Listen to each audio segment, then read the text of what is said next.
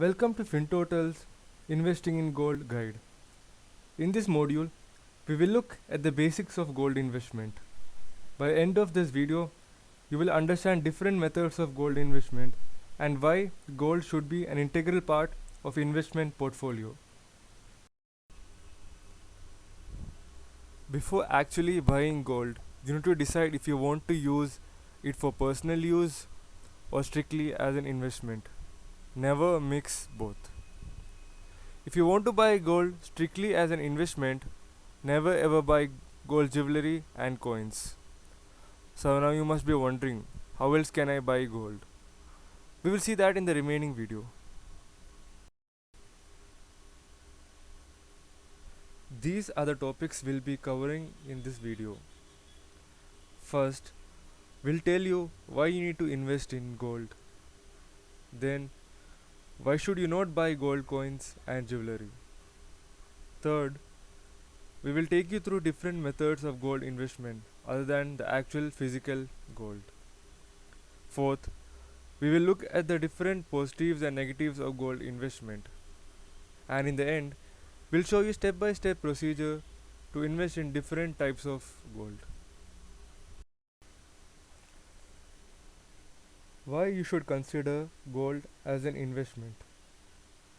Gold as an asset is a must have for every individual's investment portfolio.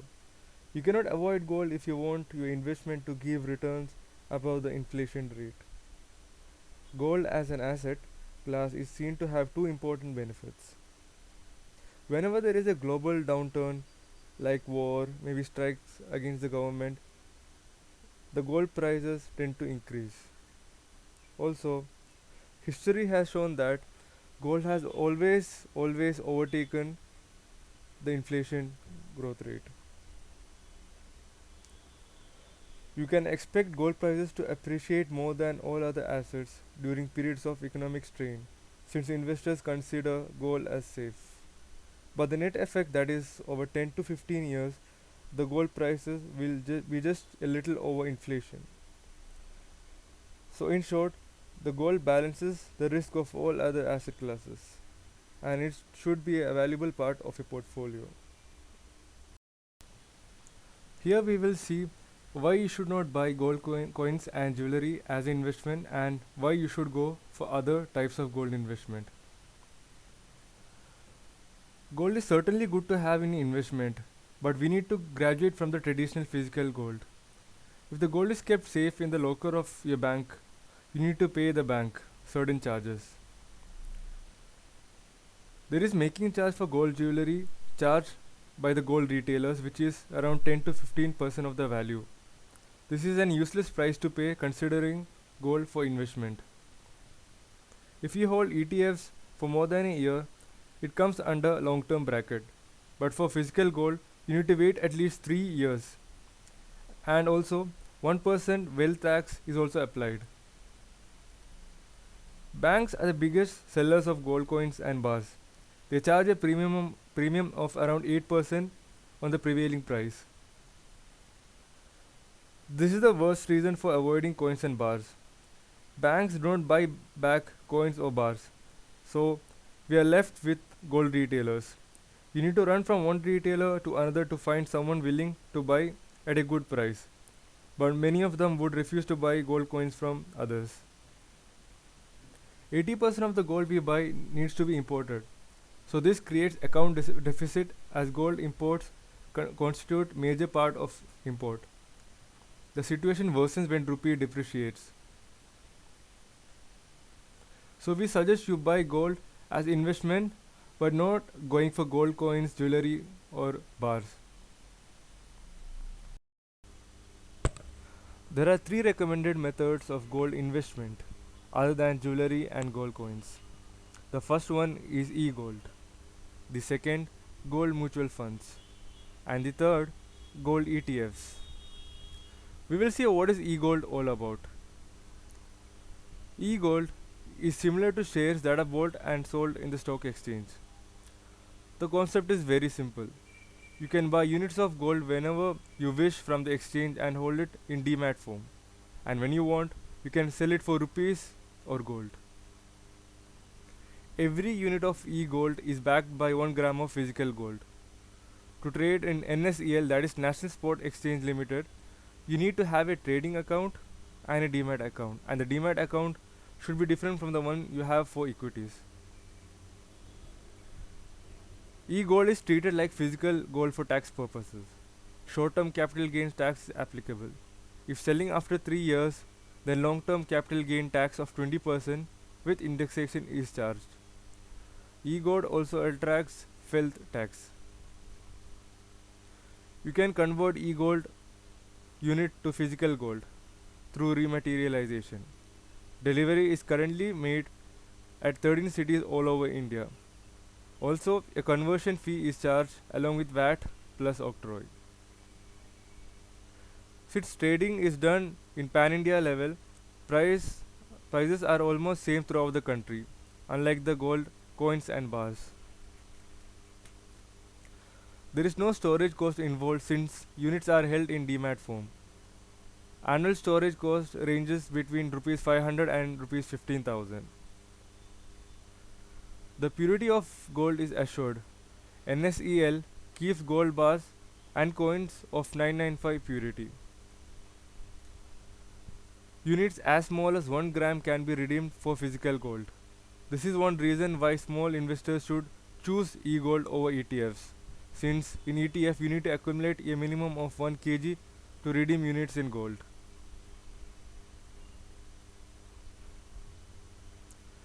Getting into conclusion, e-gold as an investment vehicle is yet to catch up with investors.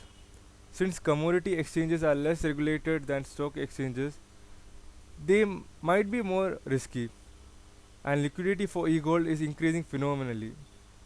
When the market for e-gold becomes sufficiently large, e-gold could become the first choice of investors for gold investment. Now let's look at gold mutual funds. If you don't have a demat account and a trading account, a good way to invest in gold is through mutual funds.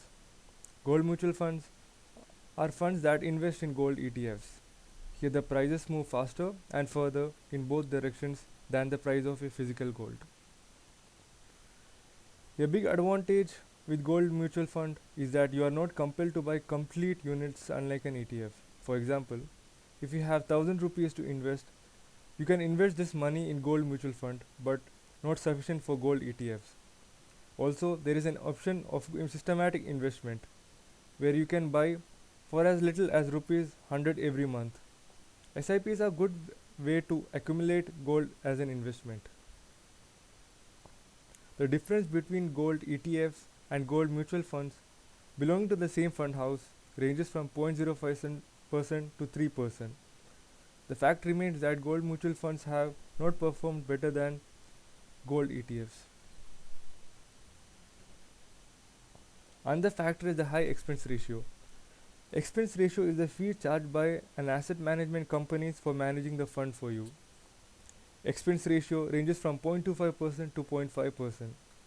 Also added is the expense ratio of gold ETFs, that is in the range of 1 to 1.5%. When this adds up, the overall expense ratio shoots up to 2%. So the longer the investment period, more painful it gets. So if you are planning to buy a gold mutual fund, bear in mind that the returns of gold mutual fund should be close to the ETFs. Also should be considered is the overall expense ratio. Currently, Quantum Gold Savings Fund scores best on these criteria. Gold ETFs are open-ended gold funds listed in stock exchange. A fee of around 1% is charged by the company managing the ETF. Gold ETFs allow you to buy units corresponding to 1 gram of gold. This is held in demat form and you need a demat account to get started. Gold ETFs provide an opportunity to investors to accumulate gold over a given period of time. Since it can be purchased in small quantities, one can plan the procurement as per future requirements. Now let's look at its few advantages. Since they are exchange traded, you can buy and sell units whenever you please. Gold retailers may not readily buy gold that you have bought from another retailers. True price. Pricing mechanism is more efficient. With gold retailers, there is a danger of mispricing.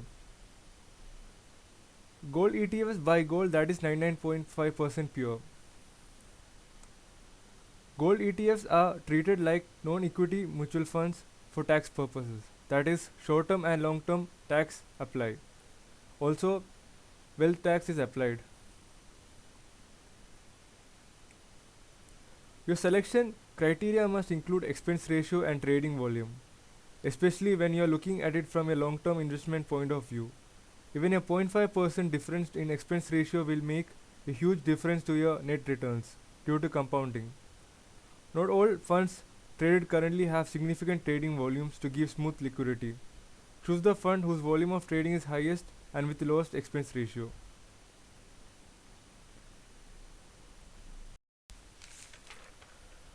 Each of the different types of gold investment has its own merits and demerits. First, let's look at e-gold. There is no annual charge or recurring charges like expense ratio involved in e-gold. As mentioned earlier in the video, e-gold can be redeemed for actual gold. The third point is the price is same throughout the country. The first disadvantage of e-gold is that you need to have two sets of account, that is a trading account and a demat account. Also for taxation purpose it's treated as gold, so capital gains tax is applied over here. Commodity exchange is not large enough to be regulated, but when the market is large enough, e-gold will be a superb opportunity. Going on to gold ETFs, whatever you buy will correspond to the units of actual gold.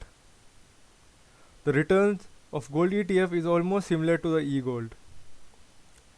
The long-term capital gains tax of 10% without indexation or 20% with indexation kicks in after a year. Again, for gold ETFs, you need to have a separate trading account and a demat account. Now let's look at gold mutual funds.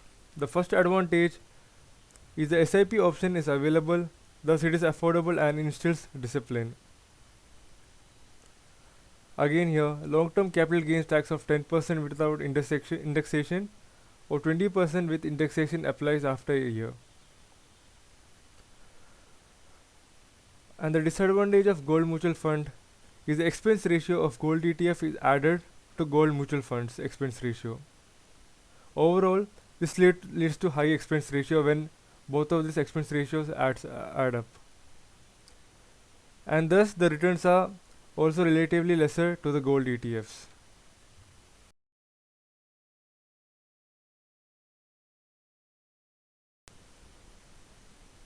How to invest in e-gold? For trading in e-gold, you need to open client account, which is trading account, and a beneficiary account, which is basically a demat account. They are different from the trading account and demat account which you have for shares. On NSEL's website, search the list of brokers for client account. You can approach them to open a client account. And for beneficiary account, this can be made with the same broker if he is also a depository participant registered with NSEL. If he is not a depository participant, then you can choose a different depository participant depending on your convenience and other charges. Once you create the client account and a beneficiary account, e-gold units can be bought and sold like shares. Now let's look at gold ETFs. The first step is to open a demat and a trading account.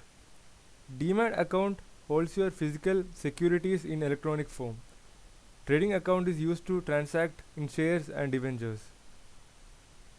Log into your online trading account and look up at gold ETFs listed in NSE or BSE. Check price and select the number of units you wish to buy. Now we'll move to how to invest in gold mutual funds. First, complete application form. Application form can be downloaded from the fund's website. Make sure all the documents are attached like PAN card, KYC verification sheet, etc. Paying by check is the best way to pay for this investment. The name to be written on the check is typically given in the application form. You can deposit the form in the nearest office of the mutual fund you are investing. Also, you can hand forms to a broker. In the website of mutual fund, you will find transaction slips that allow you to make subsequent transaction in the fund's redemption. So let's go to the action plan. What you should do regarding gold investment. History has shown that gold has always overtaken inflation. If you look at the last 5 years, the gold has given annual returns of about 15% against 19% which is given by stock market, which is pretty decent.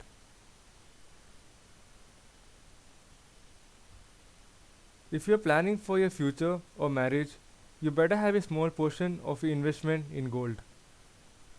So we recommend that at least you have 5 to 10% of your investment portfolio in gold.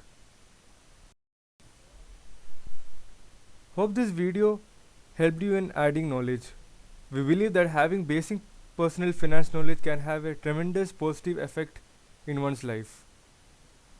If you have any doubts or if you were not able to understand any part of this video, please do write to us at info@fintotal.com. Thanks a lot for watching this video.